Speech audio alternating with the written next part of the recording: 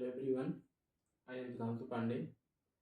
Today we will discuss about future perfect continuous tense. ठीक है, इससे पहले हम लोग future indefinite tense, future continuous tense, future perfect tense पढ़ चुके हैं। आज हम लोग फ्यूचर परफेक्ट कंटिन्यूअस टेंस पे चर्चा करेंगे।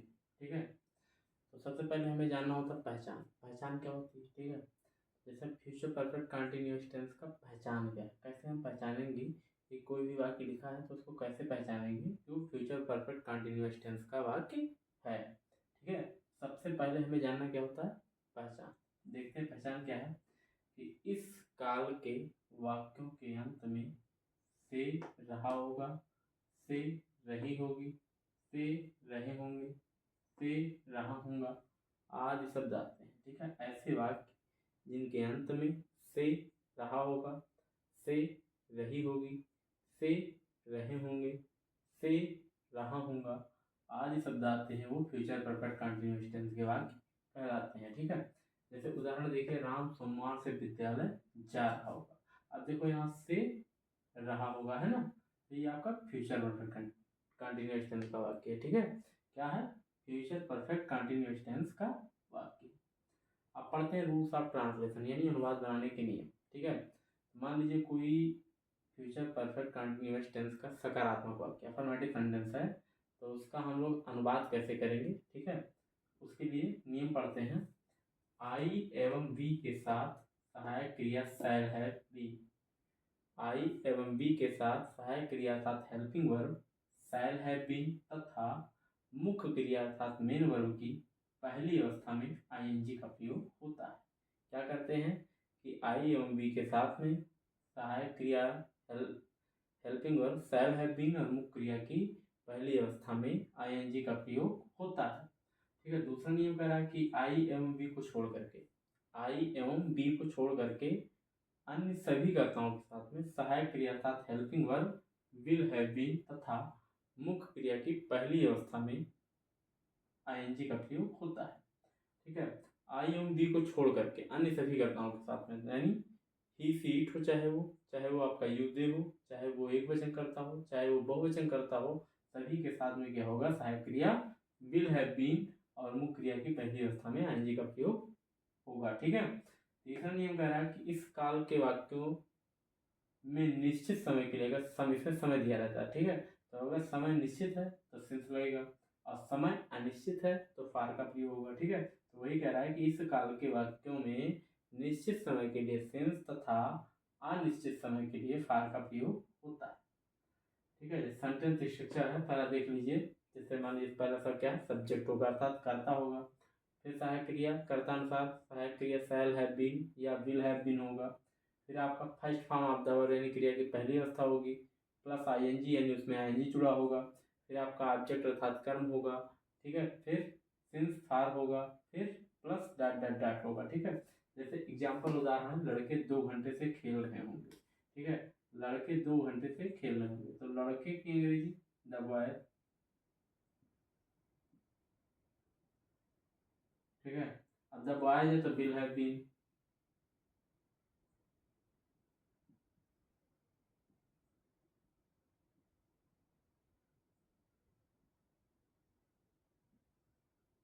प्लेइंग,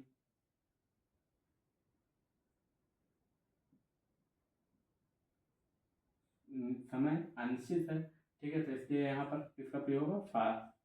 भाई 2 घंटे से खेल रहा है, कब 2 घंटे से खेल रहा है ये नहीं पता, फार 2 आवर्स।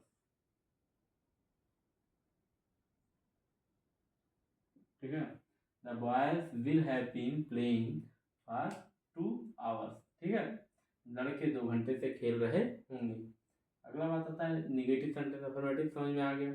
अब बात करते हैं निगेटिव सेंटेंस अर्थात नकारात्मक वाक्य। मान लीजिए फ्यूचर परफेक्ट कंटिन्यूअस टेंस का कोई भी नकारात्मक वाक्य है अर्थात निगेटिव सेंटेंस है, तो उसका अनुवाद हम कैसे बनाएंगे। उसके लिए नियम पहला ये कह रहा है कि इस काल के नकारात्मक वाक्यों अर्थात निगेटिव सेंटेंसेस में कर्ता अनुसार अर्थात कर्ता के अनुसार सहायक क्रिया शैल या विल के बाद तथा हैव बीन से पहले नॉट का प्रयोग होता है। क्या कह रहा है कि इस काल के नकारात्मक वाक्यों में अर्थात निगेटिव सेंटेंसेस में कर्ता के अनुसार सहायक क्रिया अर्थात हेल्पिंग वर्ब शैल या विल के बाद तथा हैव बीन से पहले नॉट का प्रयोग होता है। जैसे सेंटेंस स्ट्रक्चर है, सब्जेक्ट होगा अर्थात कर्ता होगा, फिर कर्ता अनुसार सहायक क्रिया शैल या विल होगा, फिर आपका नॉट होगा, फिर हैव बीन होगा, फिर first form of the verb यानी क्रिया की पहली अवस्था होगी, प्लस आईएनजी अर्थात उसमें आईएनजी जुड़ा होगा, फिर आपका ऑब्जेक्ट अर्थात कर्म होगा, फिर सिंस या निश्चित समय के लिए सिंस और अनिश्चित समय के लिए फार होगा, फिर प्लस डॉट डॉट डॉट होगा। ठीक है, जैसे एग्जाम्पल है, लड़के 2 घंटे से नहीं खेल रहे होंगे, तो लड़कों की अंग्रेजी द बॉयज हो गया।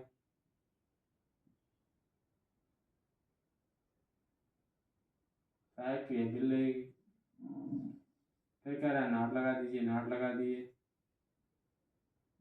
फिर have been playing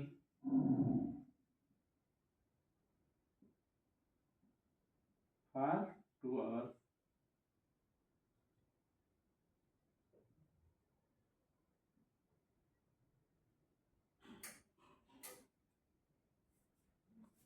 the boys will not have been playing for 2 hours। ठीक है,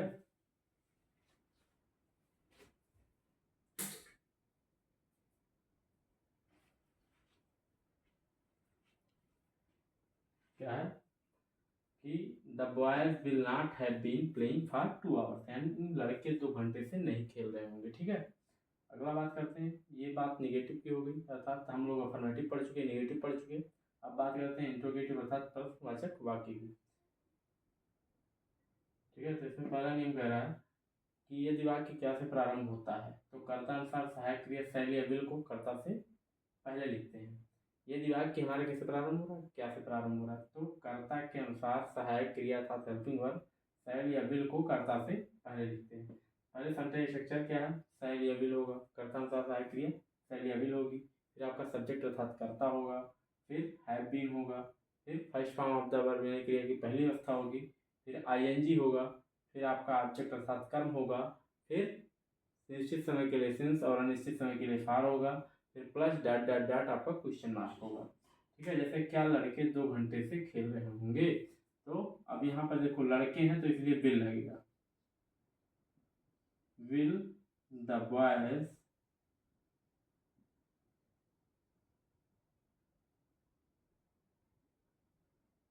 हैव बीन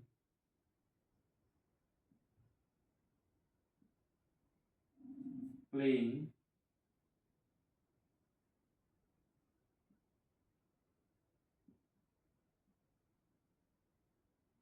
फॉर 2 hours।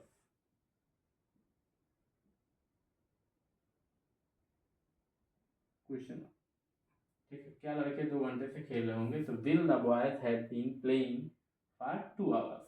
ठीक, दूसरा नियम कह रहा है कि यदि प्रश्न सूचक शब्द अर्थात क्वेश्चन वर्ड वाक्य के बीच में आए तो सबसे पहले इनकी अंग्रेजी लिखकर अर्थात प्रश्न क्वेश्चन वर्ड अर्थात प्रश्न सूचक शब्द की अंग्रेजी लिख करके कर्ता के अनुसार सहायक क्रिया शैल या विल तत्पश्चात कर्ता को लिखते हैं। क्या कह रहा है कि यदि प्रश्न सूचक शब्द वाक्य के बीच में आए तो सबसे पहले इनकी अंग्रेजी लिख करके कर्ता के अनुसार सहायक क्रिया शैल या विल तत्पश्चात कर्ता का प्रयोग करते हैं अर्थात कर्ता को लिखते हैं। ठीक है, तो सेंटेंस स्ट्रक्चर है, पहले आपका क्वेश्चन वर्ड होगा अर्थात प्रश्न सूचक शब्द होगा, फिर शैल या विल होगा, कर्ता के अनुसार शैल या विल का प्रयोग होगा, फिर आपका सब्जेक्ट अर्थात कर्ता होगा, फिर हैव बीन होगा, फिर first form of the verb यानी क्रिया की पहली अवस्था होगी, प्लस आईएनजी अर्थात उसमें आईएनजी जुड़ा होगा, प्लस आपका ऑब्जेक्ट अर्थात कर्म होगा, फिर प्लस निश्चित समय के लिए सिंस और अनिश्चित समय के लिए फार होगा, plus dot dot dot plus question mark होगा। ठीक है, जैसे लड़के 2 घंटे से क्या खेल रहे होंगे, अब देखो क्वेश्चन वर्ड यहाँ पर क्या आया, तो क्या कहेंगे जी, what will the boys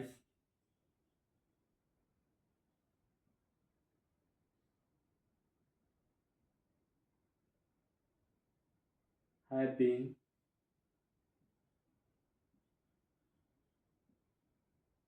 playing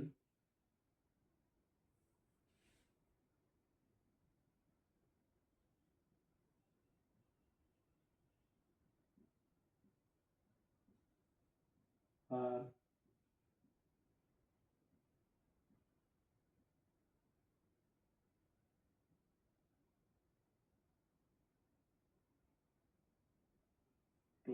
ठीक है, what will the boys have been playing for 2 hours.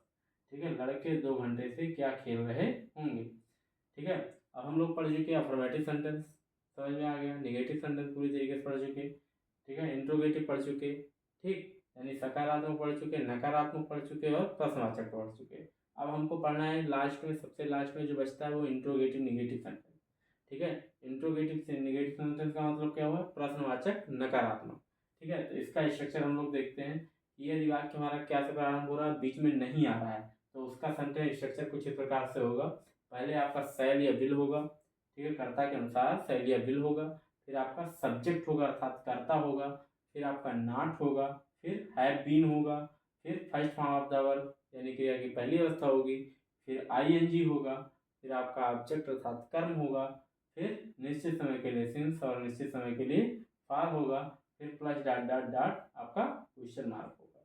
फिर जैसे क्या लड़के 2 घंटे से नहीं खेल रहे होंगे, तो क्या की अंग्रेजी यहाँ पर विल हो गया, will the boys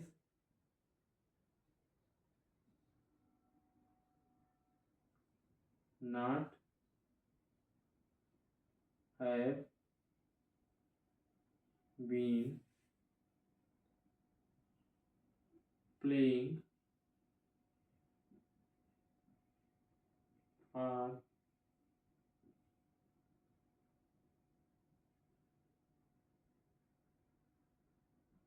question mark 2 hours. ठीक है, will the boys not have been playing for 2 hours.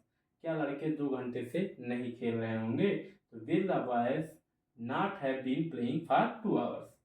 ठीक है, अब मान लीजिए वह जो है प्रश्नसूचक शब्द वाक्य के बीच में और बीच में आपका नहीं आए, तो उसका सेंटेंस स्ट्रक्चर इस कुछ इस प्रकार से होगा। पहले आपका क्वेश्चन वर्ड होगा, फिर कर्ता के अनुसार सहायक क्रिया शैल या विल होगा, फिर आपका सब्जेक्ट अर्थात कर्ता होगा, फिर नॉट होगा, फिर हैव बीन होगा, फिर first form of the verb क्रिया की पहली अवस्था होगी, प्लस आईएनजी अर्थात उसमें आईएनजी जुड़ेगा, प्लस ऑब्जेक्ट होगा अर्थात कर्म होगा, फिर आपका निश्चित समय के लिए सिंस और अनिश्चित समय के लिए फॉर होगा, प्लस डॉट डॉट डॉट आपका क्वेश्चन मार्क होगा। ठीक है, तो अब देखते हैं इसका क्या बनेगा, लड़के 2 घंटे से क्यों नहीं खेल रहे होंगे। तो क्योंकि अंग्रेजी वाई होती है, why will the boys not have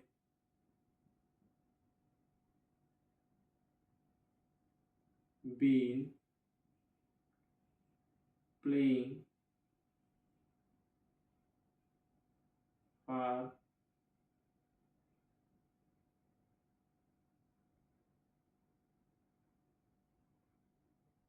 2 hours. ठीक है, Why will the boys not have been playing for 2 hours?